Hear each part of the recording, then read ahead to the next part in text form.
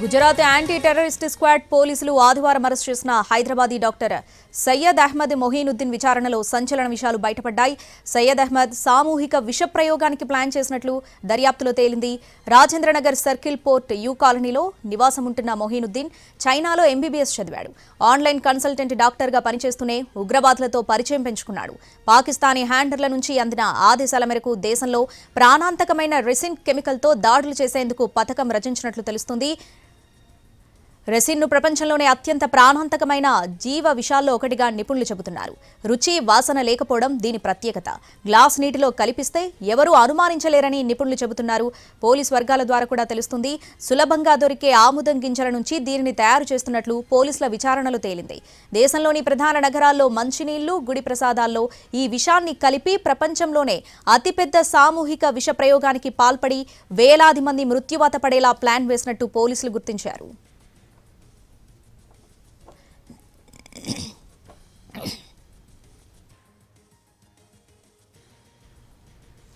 Gujarat anti terrorist squad పోలీసులు ఆదివారం arrest చేసిన హైదరాబాదీ డాక్టర్ సయ్యద్ అహ్మద్ మొహీనుద్దీన్ విచారణలో సంచలన విషయాలు బయటపడ్డాయి. దీనికి సంబంధించి పూర్తి అప్డేట్స్ మా crime input editor Ramesh Vaitla ఫోన్లో అందిస్తారు. రమేష్ వైట్ల, ఏదైతే 2 రోజుల క్రితం గుజరాత్ ఏటీఎస్ అరెస్ట్ చేసిన డాక్టర్ సయ్యద్ మొహీనుద్దీన్ ని విచారించినప్పుడు అత్యంత కీలకమైన విషయాలు వెలుగులోకి రావడం జరిగింది.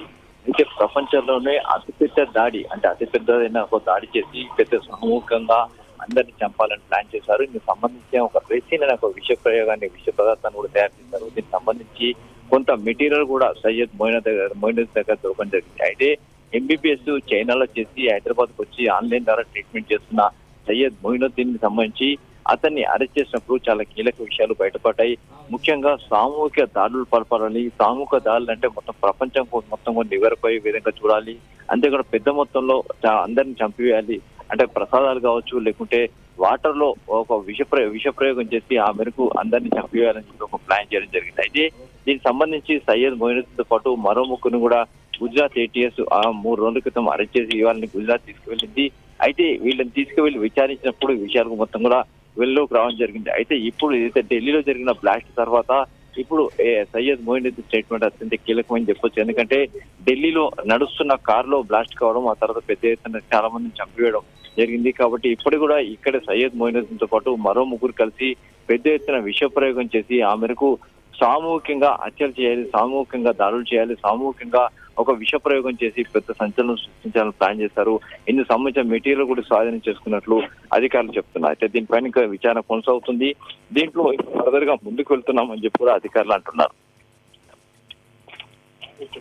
Right Ramesh Vaitla, thanks for the updates. Gujarat anti terrorist squad పోలీసులు ఆదివారం అరెస్ట్ చేసిన హైదరాబాదీ డాక్టర్ సయ్యద్ అహ్మద్ మొహీనుద్దీన్ విచారణలో సంచలన విషయాలు బయటపడ్డాయి.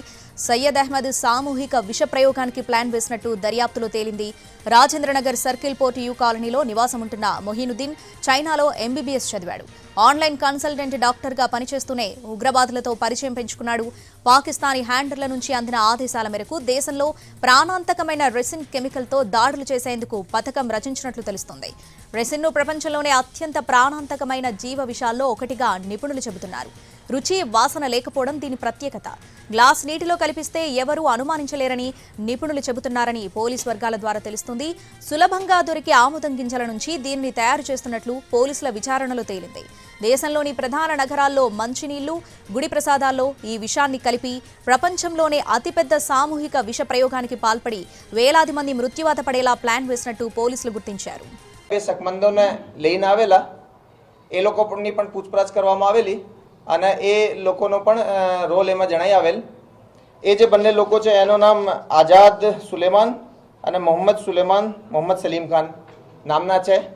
એ બંને લોકો લખીમપુર ખીરી અને શામલી યુપીના રહેવાસી છે. એ લોકો દ્વારા આ જે વેપન્સ છે આની ડિલિવરી કલોલ ખાતે અવાવરૂ જગ્યા ઉપર મૂકવામાં આવેલી હતી અને આ લોકો દ્વારા આનો જે હેન્ડલર છે એને એના લોકેશન્સ મોકલવામાં આવેલા હતા. જે લોકેશન્સથી ફર્ધર આ જે હૈદરાબાદવાળો સૈયદ અહેમદ મોહ્યુદ્દીન છે એને દ્વારા રિકવરી કરવામાં આવેલી.